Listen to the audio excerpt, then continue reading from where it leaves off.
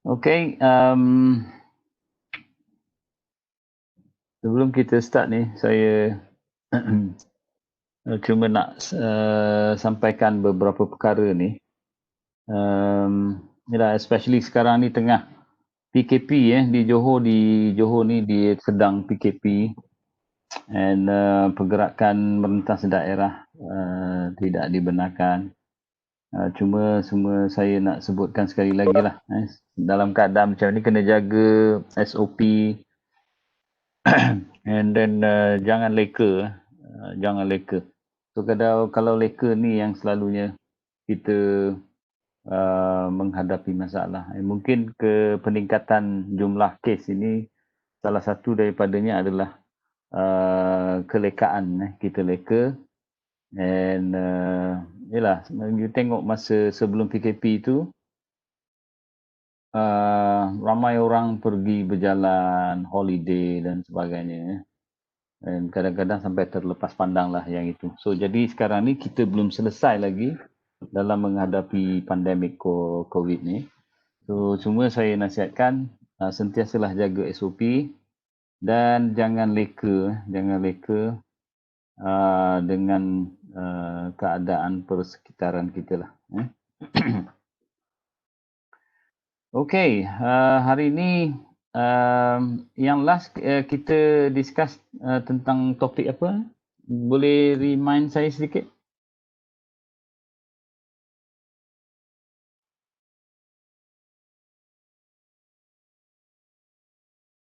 Doktor, kita bincang tentang method untuk analisis interview. The transcript and analysis. Alright, content analysis semua itulah. Okay, so hari ini saya cuba share sedikit lagi berkenaan dengan content analysis tu. And then finally, saya cuba highlight berkenaan dengan reka bentuk gabungan, mixed method design. Okay, biar saya share sedikit berkenaan dengan kita punya bahan ni. Kejap ya.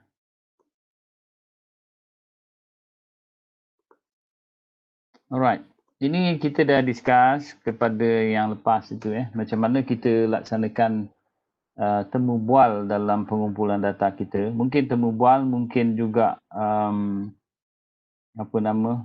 pemerhatian yang kita laksanakan dalam proses pengumpulan data. Jadi sebelum kita menganalisis, kita boleh analisis tu, kita kena pastikanlah kita buat transkrip and kemudian kita setelah disiapkan transkrip macam biasa, transkrip itu kita share dengan kita punya responden untuk verification sama ada mereka bersetuju ataupun tidak dengan transkrip yang kita sediakan. Kalau mereka happy, then kita baru boleh memulakan proses analisis data, temu bual ataupun pemerhatian. So itu antaranya lah ethically, so kita kena pastikan supaya mereka bersetuju secara prinsipnya komen-komen yang kita tuliskan dalam transkrip itu mereka setuju dan happy. So jadi setelah mereka happy to then barulah kita memulakan aktiviti menganalisis. Ini pun saya dah jelaskan prosesnya macam biasalah secara manual ataupun secara menggunakan komputer. Ini bergantung kepada kesesuaian dan keselesaan masing-masing. Kadang-kadang kita rasa kita tak selesa dengan menggunakan komputer ataupun software macam NVivo ataupun lain-lain jenis ataupun software, kita lebih selesa menggunakan manual, kaedah manual. So terserahlah kepada kita macam mana kita nak buat. Saya cuma just highlight sedikit. Ini contoh menggunakan software yang sedia ada dalam pasaran yang boleh kita gunakan, dapatkan. Mungkin ada setengah yang tu kena beli ataupun ada setengah tu yang kita kena subscribe. So bergantunglah. Now, bila kita bercerita tentang proses menganalisis, macam inilah antara aktivitinya yang kita sebut, macam mana kita mengenal pasti perkara-perkara dalam kita punya transkrip tu. Jadi prosesnya simple sajalah. Bila kita dah buat transkrip and then kita start analisis tu, macam-macam cara kita buat. Ada orang baca sekali lalu dulu. Dia skim sampai habis. Daripada awal sampai habis. And then baca lagi sekali, baru mula melihat apa isu-isunya yang ditimbulkan oleh kita punya responden. Cuma bila kita kata kita penyediaan instrumen protokol temu bual, protokol temu bual itu sangat penting. Protokol temu bual itu sangat penting. Contohnya, bila kita sediakan protokol temu bual, iaitu senarai soalan-soalan yang akan kita tanya dalam temu bual itu, biasanya kita susun dalam bentuk ataupun dalam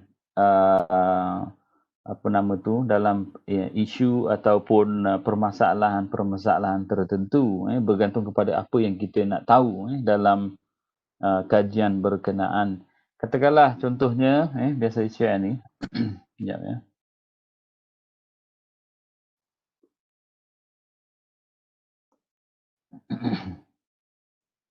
Ini contoh yang rasanya saya dah tunjukkan juga yang lepas tu. So cuma saya just to recap saja.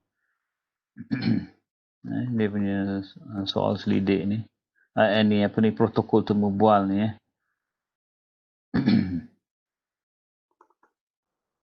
Alright, ni contoh protokol temu bual yang yang kita sediakan sebelum kita laksanakan proses temu bual. So jadi itu yang tadi saya kata, bila kita sediakan protokol ni, at least kita dah identify apa isu ataupun persoalan yang kita nak explore pada ketika itu. Contohnya, background information, kata awareness of the edacity. Kita nak explore tentang awareness. Jadi bila kita sebut awareness, maknanya soalan-soalan yang kita tanya tu berkenaan dengan awareness. Jadi senanglah. Dan masuk kepada yang tiga, kita nak bertanya tentang ataupun berbual berkenaan dengan readiness, kesediaan tentang edacity. So jadi soalan-soalan itu semua berkaitan dengan kesediaan dan seterusnya lah. Jadi kalau kita balik kepada yang sini, ini sebenarnya membantu kita dalam proses menganalisis. Jadi bila kita sediakan transkrip tu, ambil satulah.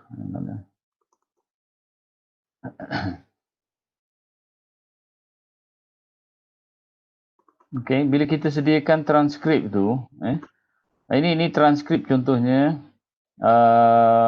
macam mana kita tuliskan, ni bergantung kepada macam mana kita nak susun, ayat-ayat ataupun perbualan ataupun komen yang mereka sebutkan, komen-komen yang kita dah rekodkan. So kita tuliskanlah. Macam mana caranya terserah, tetapi yang penting kita jangan ubah. Kita tak payah ubah dia punya komen.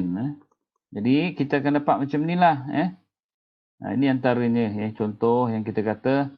Alright, ini dia, bila kita berikan nombor di sini, ini dia punya soalan-soalan berdasarkan isu-isu tertentu. So jadi komen di kolom yang berikutnya adalah komen-komen yang diberikan. Ada kalanya kita tuliskan ayat demi ayat. Terserahlah ke mana kita rasa selesa.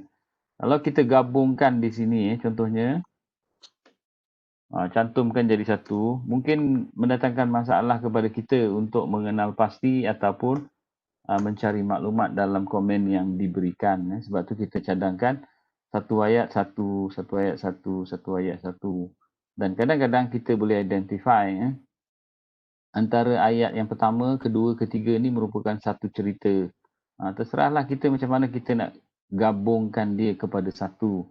Biasanya kita dah letakkan pada bahagian yang kanan, bahagian yang kiri itu kolom apa permasalahan ataupun isu yang menjadi topik perbincangan antara kita dengan kita punya responden. So kita senaraikan macam tu.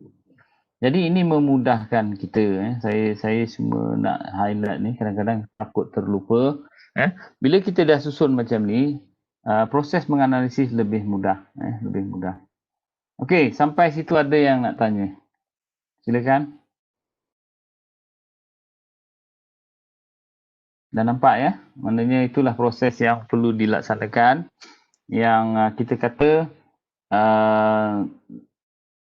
bagi mendapatkan jawapan apa yang kita nak tahu dalam kita punya kajian. Dalam kita punya kajian. Okay.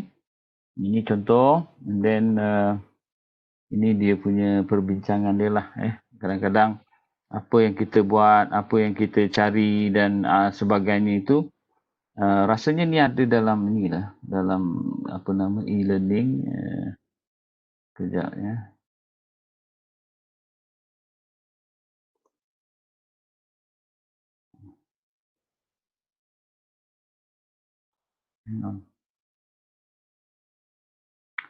Okey, kalau nampak macam tak ada ni, nanti saya masukkan dekat sini. Ni qualitative research design, population sampling, and then ada research instrument kat sini.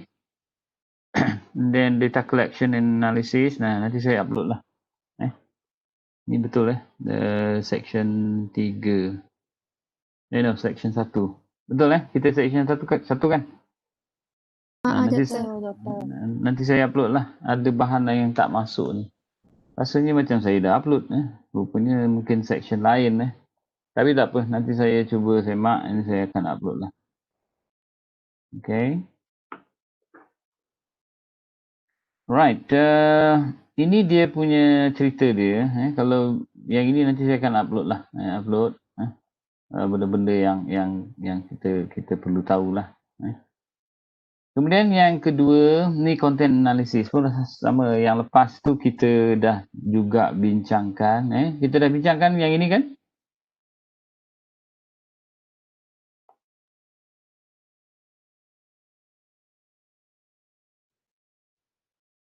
Alright. So, jadi analisisnya, analisis data kualitatif itu. Biasanya kita menggunakan pendekatan analisis kandungan, analisis kandungan ataupun content analysis. Kalau kita perhatikan pandangan daripada Burke dan Latin ni tahun 2008, dia kata proses membuat analisis kandungan ini merupakan satu aktiviti yang melihat secara terperinci, detail, systematic examination and interpretation. Jadi yang kita kata body of materials in an effort to identify patterns. Jadi materials tu maknanya kita punya transkrip. Maknanya kita dalam proses untuk mengenal pasti ataupun mengetahui patterns ke tema ke biases ke ataupun meanings berkenaan dengan sesuatu perkara. Sesuatu perkara maknanya topik kajian kita lah. Topik kajian kita. So itu dikata analisis kandungan. Maknanya kita baca kita punya transkrip itu secara detail, sistematik and dalam usaha untuk mengenal pasti apa permasalahan yang dikemukakan, permasalahan yang dikemukakan oleh kita punya responden, melalui patterns, tema, bias ataupun meaning ataupun apa saja yang boleh kita cari dalam transkrip berkenaan. Sebab cara orang menerangkan tentang sesuatu, menjelaskan tentang sesuatu, macam sekarang ni kan, bila saya menerangkan ni, kita menggunakan susunan ayat dalam menerangkan perkara-perkara yang ingin kita sampaikan. Jadi untuk membantu kita dalam proses memahami apa yang disampaikan, analisis kandungan ini memberi peluang kepada kita untuk mendapatkan dia punya makna kepada ataupun message yang ingin disampaikan oleh kita punya responden. Jadi macam mana cara kita nak tahu tu? Inilah dia Burke kata untuk mencari patterns, tema-tema ataupun meaning. Macam mana nak cari pattern ni? Ini dia yang kita kata ni yang kita kata ni lepas ni. Nanti kita akan sampai di sinilah. Macam mana kita nak cari pattern dan tema berkenaan. Jadi dalam kita menganalisis tu, kita kena maklum bahawa dalam teks yang kita baca, transkrip yang kita baca tu, dia sebenarnya ada dua keadaan. Pertama, maklumat ataupun komen yang nampak. Baca saja dah nampak. And then satu lagi, komen ataupun maklumat yang tak jelas, tak nampak secara langsung. Tak nampak secara langsung. Jadi dalam teks yang kita jadikan, dalam transkrip yang kita jadikan ni, bila kita baca ni, kadang-kadang baca beberapa perkataan ni, frasa ni, kita dah tahu apa yang ingin dia sampaikan. Okey, ini mudah. Ni katalah dua perkataan ni. Dua perkataan ni, berjumpa dengan, ni sebagai contoh sajalah. Dua perkataan tu kita dah tahu, dia menerangkan tentang ini, tentang A contohnya, tentang A. So itu yang nampak, yang itu dikata yang kita katakan tadi manifest, kandungan content, manifest content ataupun kandungan yang kita boleh nampak secara langsung. Ada lagi satu, bila kita baca tu, kadang-kadang kita tak boleh nak dapat kenal pasti berdasarkan tengok 2-3 perkataan. Tetapi kita kena baca semua sekali ni. Right? Katakanlah ini paragraf. Okay. And then kita baca ni paragraf ni. Hang on. Okay. Pun tak nampak. Okay, baca lagi. Right. Okey, kita kata dua ni. Baru nampak dia punya makna kepada apa yang ingin disampaikan. Ini yang dikatakan tadi latent content. Latent content ataupun kandungan ataupun maklumat yang tidak kelihatan secara langsung. Tetapi kita perlu tengok dari segi konteks dia. Baca ayat penuh, kemudian baca paragraf, baru kita nampak dia punya maksud ataupun message yang ingin disampaikan oleh kita punya responden. Ini kan beza. Tadi yang atas ni cuma dua perkataan saja kita dah boleh nampak. Tetapi yang di bawah ini kita perlu baca keseluruhan sampai 2 ayat baru kita nampak. Dia bercerita tentang ini. Macam itulah. Okey, jadi dalam kita menganalisis ni, saya cuba nak highlight, kita boleh membuat analisis itu dengan menggunakan dua pendekatan. Satu secara induktif, satu lagi secara didaktif. Kalau secara induktif ni, kita baca dokumen itu, kita baca transkrip itu, tanpa berpandukan kepada tema ataupun permasalahan yang dikaji. Tetapi kita baca secara langsung and then cuba mengenal pasti apa yang ada dalam komen-komen berkenaan. Itu secara induktif. Itu maknanya kita menggunakan pendekatan induktif. Ada lagi satu cara iaitu secara didaktif. Bila kita baca transkrip tu, kita menganalisis komen-komen yang diberikan itu berdasarkan mungkin senarai permasalahan ataupun konsep yang sudah kita tetapkan. Kita dah tahu dah kita nak cari apa. Sebab itu kalau you tengok transkrip ni, bila kita tetapkan contohnya sebelah kiri ni, ini contoh sajalah bukan yang sebenar. Tapi katalah sebelah kiri, kolom yang sebelah kiri ni, kita letakkan isu ataupun permasalahan yang menjadi fokus perbualan pada peringkat tu. Ini sebenarnya membantu kita mengenal pasti apa bukti ataupun komen-komen yang berkaitan dengan permasalahan yang sedang dibincangkan pada peringkat yang ini. Itu dia tujuannya, salah satu tujuan menyediakan protokol temu bual sebab kita rancang daripada awal apa yang kita nak kaji dan apa yang kita nak explore. Ini jadi maknanya kita boleh buat dengan dua kaedah lah. Satu, macam mana kita mula menganalisis ataupun membaca transkrip berkenaan. Yang pertama secara induktif dan yang kedua secara didaktif. Ini bergantung kepada keselesaan kita lah. Macam mana kita membaca, macam mana kita menyemak, macam mana kita menganalisis hasil perbualan yang dibentuk dalam transkrip. So, jadi kita boleh buat dua-dua. Saya tak ada kata sebut kaedah induktif lebih mudah ataupun didaktif ni lebih mudah. Tetapi apa yang kita sebutkan kat sini, kenapa kita highlight dua pendekatan ini, sebenarnya dia berkait dengan cara kita berfikir. Ada orang kalau nak menerangkan sesuatu tu dia cerita panjang lebar kan. Right? And then baru dia masukkan point. Satu lepas tu cerita panjang lebar, masukkan point. Ada orang cara berfikir macam ni.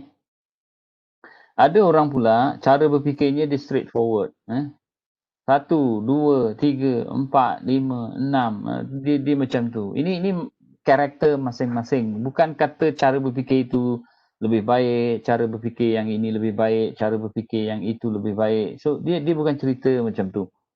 Jadi maknanya manusia ni unik. Jadi kalau katakanlah kita ni lebih selesa membaca teks ataupun transkrip itu secara induktif, and then kita dapat memahami dan mencari komen-komen yang diberikan itu berkaitan dengan masalah dengan lebih baik, so kita gunakan pendekatan induktif. Otherwise kita mungkin gunakan didaktif dengan berpandukan kepada senarai permasalahan yang memang kita dah kenal pasti semasa kita laksanakan temu bual, seperti yang saya tunjukkan dalam transkrip ini. Itulah dia. Kalau ikutkan soal selidik, ini protokol temu bual, ni pun sama kita dah setkan. Sebenarnya protokol ni kalau kita balik kepada perbincangan asal tu, protokol ni sangat penting sebagai kita punya guidelines. Bila kita berbual, berbincang tentang satu-satu perkara dalam sesi temu bual. Kalau kita tak ada ni, nanti perbualan kita tu dia tak ada arahan, tak ada arah. Dia boleh balik sini, kemudian dia reverse balik ke sana kemari. Jadi kita nanti jadi susah semasa kita nak menganalisis data kualitatif ini. Jadi bila kita dah sediakan, kita structurekan. Okay, peringkat awal kita discuss ini, peringkat berikutnya kita discuss ini, kemudian kita discuss ini pula. So jadi nanti bila kita start menganalisis, kita lebih mudah dalam mengenal pasti apa isu yang dikemukakan. Okey, ada soalan? Kalau tak ada, ini antaranya. Yang ni pun saya dah rasa saya dah sebutkan. Apa yang kita nak cari daripada teks berkenaan, daripada transkrip yang kita dah buat. Right? Jadi macam-macam kita boleh buat. Kita cari perkataan, kita cari tema, kita cari karakter dia, and then kita cari mungkin the whole paragraph daripada transkrip itu. Bergantung kepada keadaan komen yang diberikan. Contohnya perkataan. Kita baca saja kita dah tahu. Contohnya perkataan. Alright, apa dia kata? Tenaga pengajar. Right? Kita dah tahu dah ini perkataannya. Perkataannya. Tenaga pengajar. Right? So, jadi senang. Kalau nampak saja perkataan, oh, ini cabaran. Cabaran apa ni? Permasalahan tentang apa? Oh, permasalahan tentang cabaran. Satu daripadanya adalah cabaran mendapatkan tenaga pengajar. Tenaga pengajar. Itu macam itulah. Kalau macam tu kan lebih senang. Okay? Lebih mudah. Itu yang tadi perbezaan antara kandungan yang nampak dengan kandungan yang tak nampak secara langsung. So jadi kita gunakanlah pelbagai cara ni lah. Ada juga kita mencari tema berdasarkan macam tadi, ayat secara ayat penuh. Ini temanya berkenaan dengan apa, contohnya. Ataupun characters. Macam mana semasa di temu bual itu, kita punya responden itu apa nama tu, menyebutnya berkali-kali. Ataupun cara dia menyebutkan. Sebab dalam transkrip itu dia hanya perkataan. Jadi dia tak menunjukkan mungkin masa di temu bual itu disebut berkali-kali ataupun disebut secara jelas. Macam yang saya katakan macam ni, intonasinya kan disebut. Jadi kita tahu bila disebut intonasinya tinggi macam tu, dia nampak ada kepentingan berkenaan dekat situ. Jadi semasa kita melakukan temu bual, sebab itu saya sediakan cadangkan contohnya dalam semasa sesi temu bual itu, semasa kita merekodkan temu bual walaupun melalui rakaman suara, pada bahagian yang kanan sekali ni kita buatkan catatan.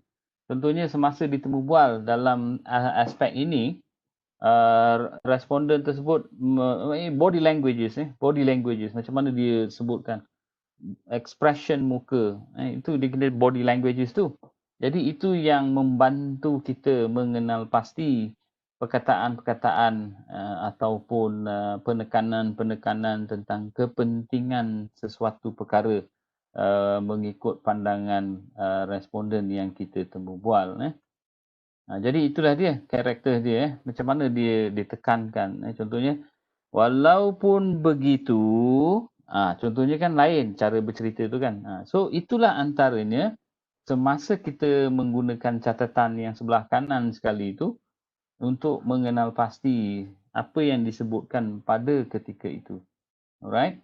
And then satu lagi yang tadi, kandungan yang tak berapa kelihatan secara langsung, iaitu keseluruhan ayat ataupun paragraf. Okay, so itu pun sama satu kaedah yang boleh kita semak dalam menganalisis kita punya transkrip data kualitatif. Okay, so kadang-kadang ada orang nak gunakan video. Sebenarnya dalam sesi temu bual ni boleh saja guna video, tetapi contohnya nak merekodkan apa nama tu body languages ataupun expression, face expression, tetapi kadang-kadang orang yang ditemu bual ni dia tak nak videokan macam tu. Bergantunglah kita punya kesesuaian dan pada ketika melaksanakan interview tersebut. Okay, so ada yang nak tanya? Selain itu, kita boleh juga tengok tentang items. Macam mana cara dia menyebutkan tadi yang saya sebutkan itu, ataupun konsep macam mana dia menerangkan tentang satu-satu perkara. Sebab bila sebut konsep ni berkaitan dengan apa yang dia tahu, so dia terangkan tu mungkin bukan hanya satu perkataan, tetapi dalam bentuk ayat yang banyak. Mungkin bukan hanya satu paragraf, tetapi sampai kepada 2 atau 3 paragraf. So kita kena identify dalam aspek tu. Okay. And then semantics, how strong a word to the overall sentiment of the sentence. So ini pun samalah, macam mana kita mengenal pasti perkataan ataupun struktur ataupun frasa dalam kita punya komen. Sebab komen tu semasa kita buat transkrip itu dia tidak ada perubahan. Kita tak ubah langsung apa yang disebutkan oleh kita punya responden, sebab kita akan minta dia verify. So kita tak boleh suka-suka ubah mengikut apa yang kita faham. Jadi bila kita dengar hasil perbualan tu, kita just type saja. Jangan ubah-ubah. Itu yang kita maksudkan lah. Now, ini yang lain cerita, yang perkara-perkara yang selanjutnya yang boleh juga kita fikirkan semasa kita menganalisis data kualitatif dengan menggunakan analisis kandungan. Okay, so ada persoalan, ada yang nak tanya tentang ni? rasanya dah bolehlah sikit-sikit lah ya. Tugasan yang saya berikan tu at least saya tak katalah perfect 100%, tetapi bergantung kepada macam mana you faham and then you hasilkan analisis data tersebut. So jadi itu yang kita harapkan supaya yang paling penting bila you faham sedikit tentang konsep, cara nak buat dan sebagainya, bila you mula je buat RS1, you tahu apa yang nak dibuat. Itu yang sangat penting lah.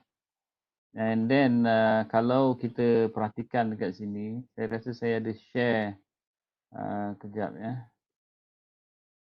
Okay, hang on. Kalau tak silap saya lah. Okay, ni dia buku yang saya share. So maknanya kita bertuah lah ya, dapat buku ni tanpa perlu membeli.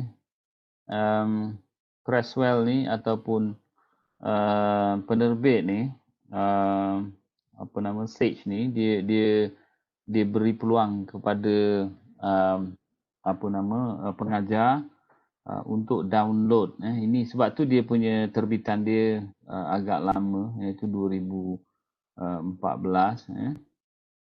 Dia punya terbitan dia 2014. So jadi tapi tak apalah. Maklumat-maklumat yang ada dalam buku ini sangat berguna dan masih lagi relevan. Itu yang saya harapkanlah. Jadi bila dah tahu sedikit macam mana nak buat, kalau tak berapa faham dia punya detailnya, balik kepada buku yang kita ada lah. Tengok balik buku, guideline dia macam mana, cara nak buat dan sebagainya. Yang penting kita tahu macam mana nak buat. Itu yang sangat penting lah.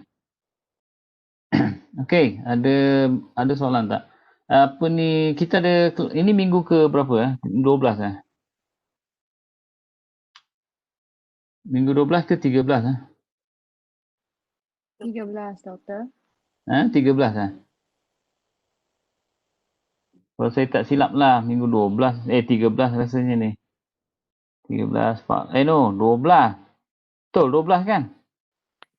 13, Doktor. Itu termasuk yang semester break kan? Ini kalau tapi minggu perkuliahan, maknanya ni minggu ke-12. So mana kita akan ada lagi 2 pertemuan lah. Kita punya kelas habis last berapa hari bulan semester ni? Tak ingat tarikh dia lah. Kalau saya tak silap habis.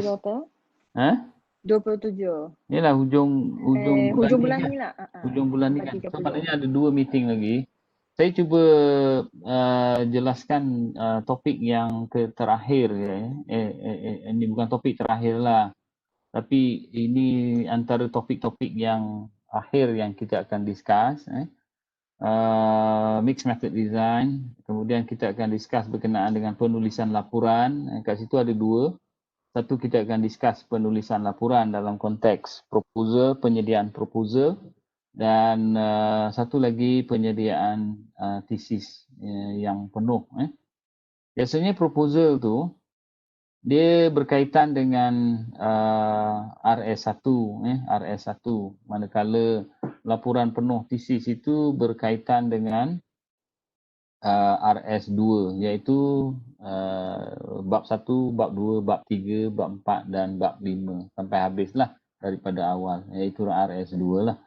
So jadi nanti kita minggu depan kita akan discuss berkenaan dengan perkara tersebut. And sebelum kita semak balik tentang tugasan-tugasan yang perlu dihantar dalam kursus ini. Okey, ada soalan tak? Ini saya akan discuss minggu yang akan datang. Doktor, saya nak tanya, nak confirmkan balik. Kan yang ada what to count tu kan, yang kena kira words, themes, characters tu, maksudnya kita boleh buat either manually ataupun guna software. Yang mana? Yang pengiraan words, tema, characters, paragraph tu, maksudnya kita boleh buat either manually ataupun guna software ke? Mana yang tadi ni Yang mana tadi? Yang latest tu, yang atas ni. Yang atas ni yang mana? Bawah. Ayat. Bawah. Bawah. Yang tu. Yes. Yang mana? Yang ni. Yang ini item ni. Yang item ni. Okay. So, jadi kalau you perhatikan dekat sini, contohnya macam tadi yang saya tunjukkan tu kan, yang saya tunjukkan dekat sini, bila dia kata, kadang-kadang bila kita, yelah, bila orang memberikan komen, contohnya kat sini apa ya, kita ambil contoh sini lah. Hang on, tutup yang ini, kita ambil yang lain. Sekejap ambil yang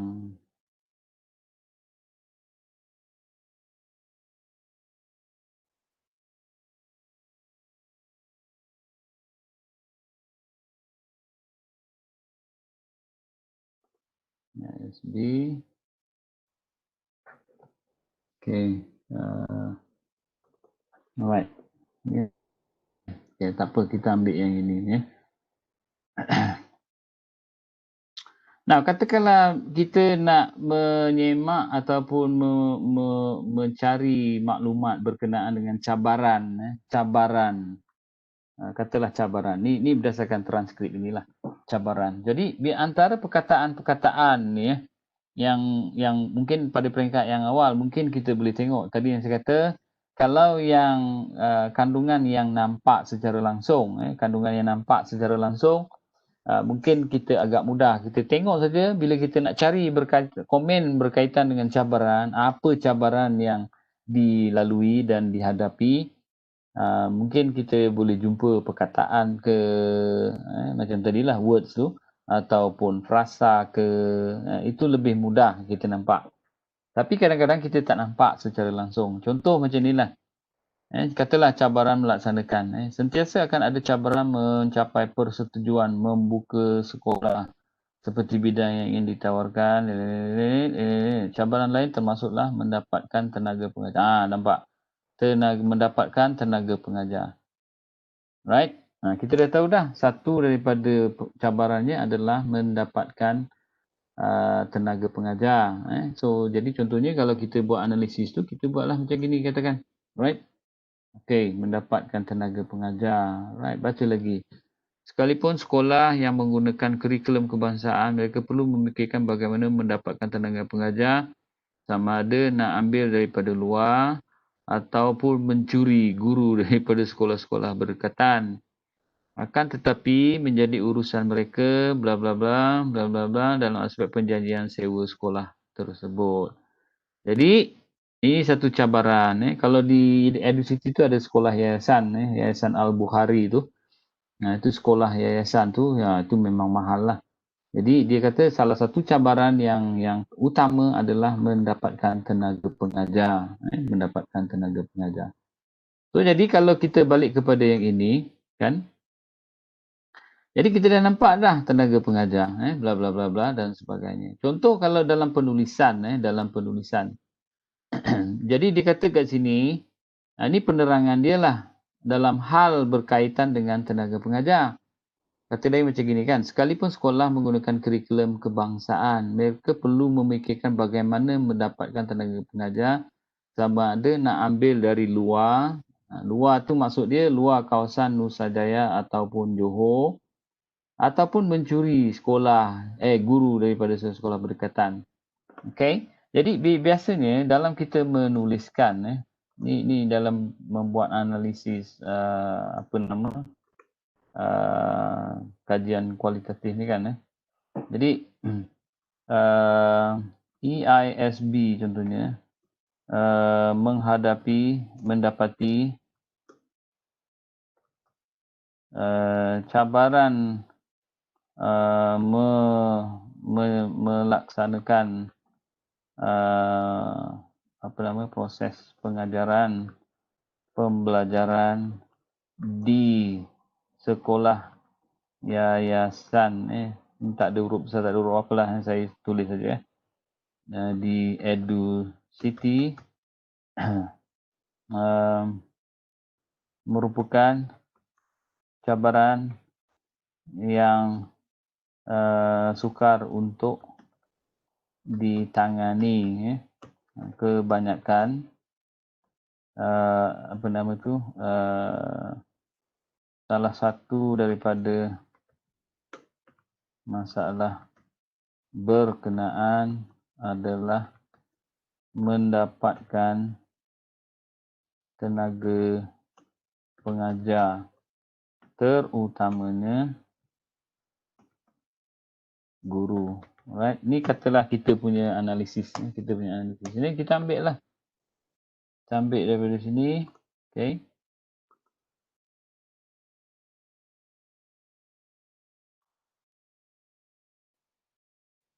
Okay.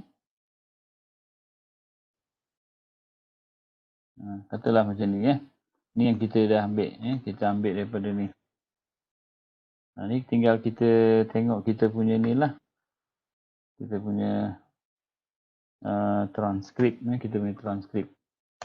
Okay. Ini komen daripada kita punya responden. So kita berikan dia komen dia tu sebagai bukti yang menunjukkan mendapatkan tenaga pengajar.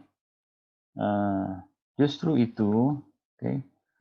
itu kerap berkali berlaku di mana sekolah yayasan terpaksa memikirkan bagaimana untuk mendapatkan tenaga pengajar yang mencukupi.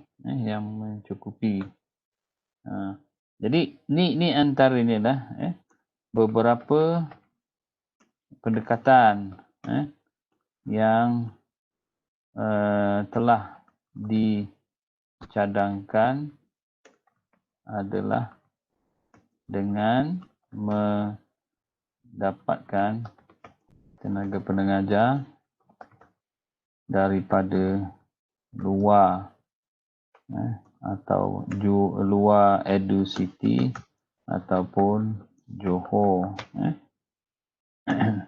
Selain itu usaha juga dilakukan dengan menawarkan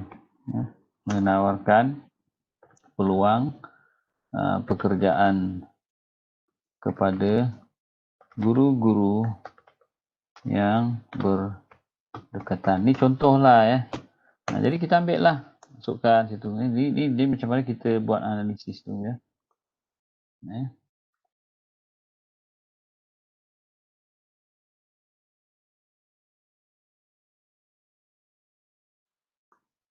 Okay.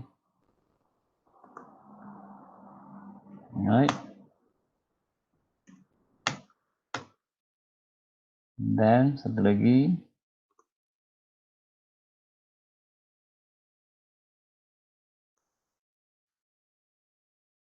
Ini perkataan ni kita kena kita kena rephrase bila kita masukkan tu kita kena rephrase. Okay. Menawarkan pekerjaan. Ini contoh katakanlah macam ni ya. So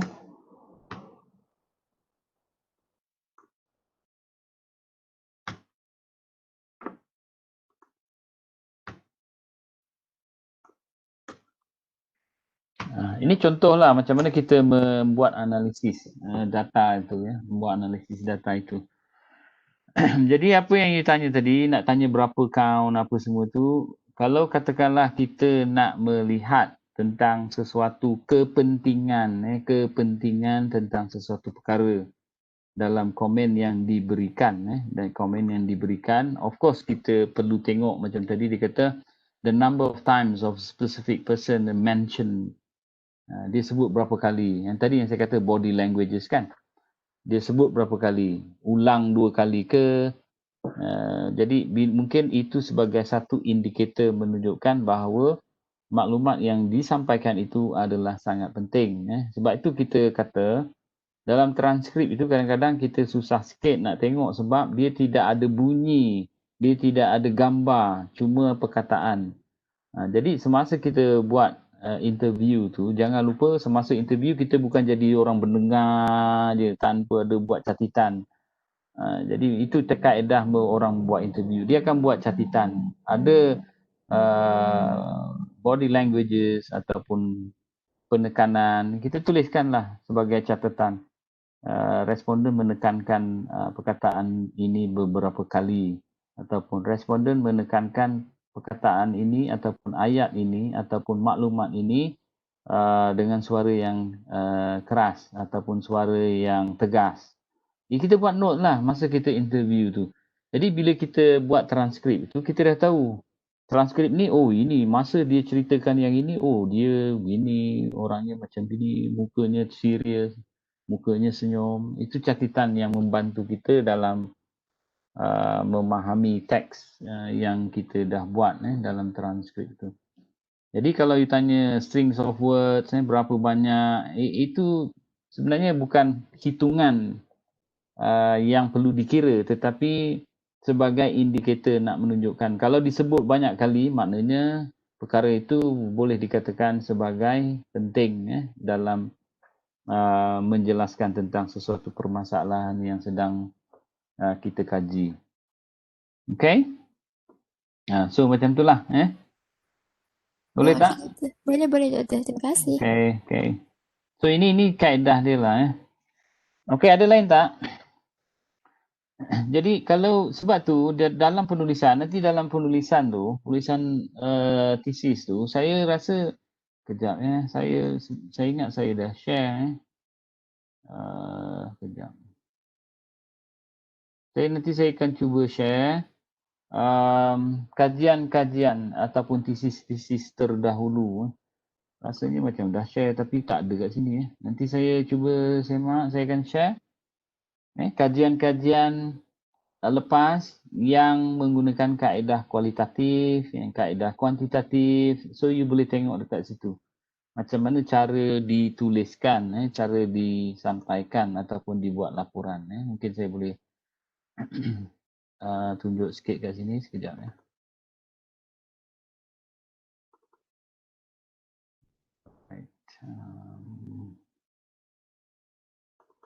Okay, nanti saya share kat sini. Katakanlah narrative case study. Ini research proposal example. Nanti saya share lah apa benda yang boleh saya share dan ditengok dekat situ lah. Ini proposal and then kita ada case study thesis. Ini thesis yang menggunakan case study, right? Case study. Thesis submitted oleh Doctor of Philosophy. Ini cara mana dia menuliskan dia punya laporan. Kalau you tengok, ni dia contoh. Jadi bukan saya kata tak boleh. Kalau yang saya bagikan cadangan yang ini, sekejap. Formulating thesis formulation. Ini contoh yang saya berikan. Kalau ni dah tengok kan? Nanti saya update yang ini. Mungkin ada yang baru. Nanti kalau saya boleh semak. Oh, ni yang lama. Nanti saya update yang baru. Saya update yang baru yang lebih komprehensif. Jadi contoh tesis macam mana kita susun dalam laporan ini, analisis ini. Contoh yang saya berikan ini amalan yang biasa kita jumpa di UTM. Format ni sebenarnya format penulisan tesis yang menggunakan reka bentuk kuantitatif. Okay, reka bentuk kuantitatif. Biasanya disusun macam ni lah. Bab 1, 2, 3, 4 dan 5. Tetapi kalau you perhatikan yang ini, nampak kan lain cara dianya disusun. Chapter 1, chapter 2 apa isi kandungannya, chapter 3 apa, chapter 4 apa, chapter 5 apa. You tengok chapter, jangan tengok dia punya part-part tu Part 2, part 1 tu jangan tengok. Tengok chapternya. Chapternya apa, chapternya apa, chapter 7 apa, chapter 8 apa, chapter 9 apa. You tengok cara dia menyusunkan dia punya chapter. Jadi berbeza dengan apa yang saya cadangkan dekat sini. Sebab ini merupakan format penulisan tesis kuantitatif. Kuantitatif. Alright, nanti saya sharekan contoh-contoh tesis ni, at least you dapat sedikit gambaran lah. Macam mana kajian kualitatif dilaksanakan. Okay. Alright, ada nak tanya? Lagi? Silakan. So ini nanti kita discuss yang minggu depan. Jadi saya remind saya akan share yang ini struktur formulation, chapter formulation, and satu lagi contoh tesis, contoh tesis yang boleh kita jadikan panduan, kita jadikan panduan. Cuma saya pesan tesis tu tesis orang, jadi jangan disebar, jangan diguna dengan cara yang tak betul lah. Sebab itu hak milik penyelidik berkenaan, penyelidik berkenaan. Jadi kalau kita guna, kita jual ke, photostat ke, copy ke, maknanya tak etikal lah, tak ethical dalam hal ni.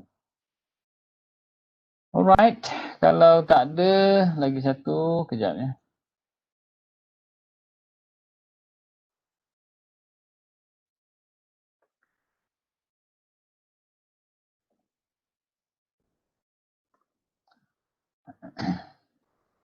Satu 1024 section 1 jam 5 petang. Okay, cuba scan ni kehadiran ni dulu.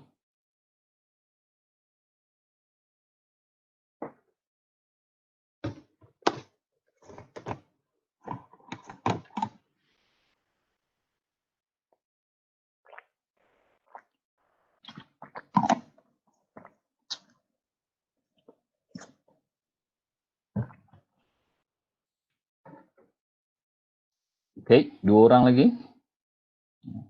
One more.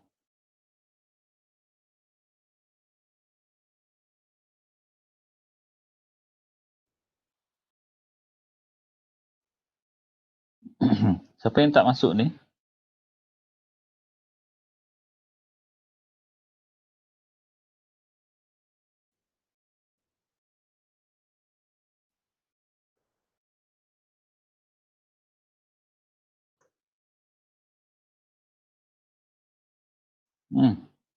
Ada 9.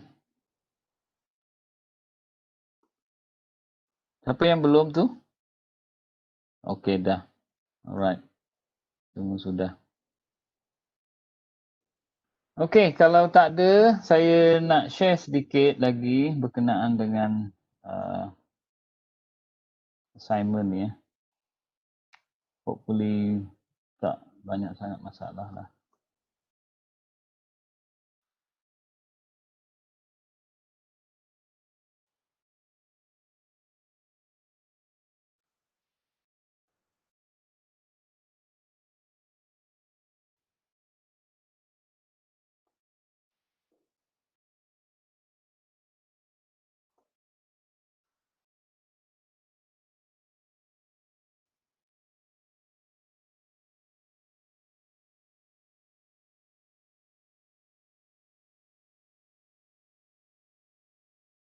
Okay, ni tugasan ni saya rasa tak ada isu sangat lah ya.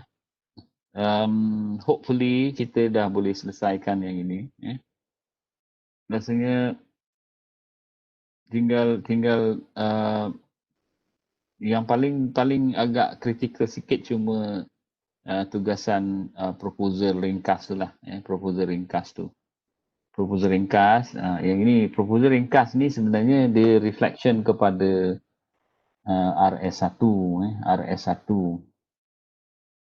And RS1 bab 1, bab 2, bab 3, and then yang pembentangan ni ini pun sama berkaitan dengan RS1, RS1 iaitu bahagian instrumen. Jadi yang ada dalam proposal tu instrumen kajian kita, dalam metodologi itu kan ada instrumen.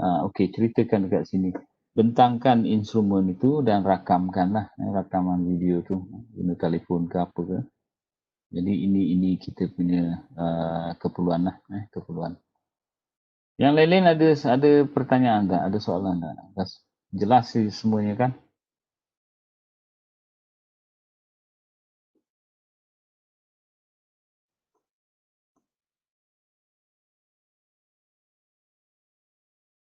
Okey dan kalau tak ada, saya ucap terima kasih sekali lagi.